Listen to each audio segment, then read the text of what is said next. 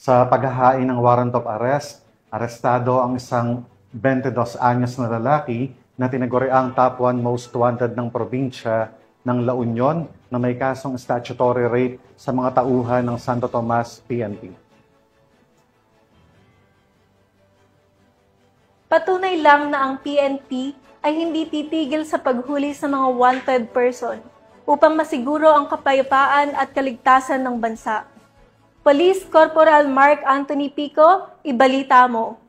Ito, mga tauhan ng Santo Tomas Municipal Police Station ang isang 22 taong gulang na lalaki na tinaguriang top 1 most wanted person sa probinsya ng La Union noong September 29, 2025. Ang operasyon ay sinagawa sa bisa ng warrant of arrest para sa kasong statutory rape na inilabas ng RTC 1st Judicial Region, Branch 32, Agoo, La Union, nang walang inirekomendang piyansa.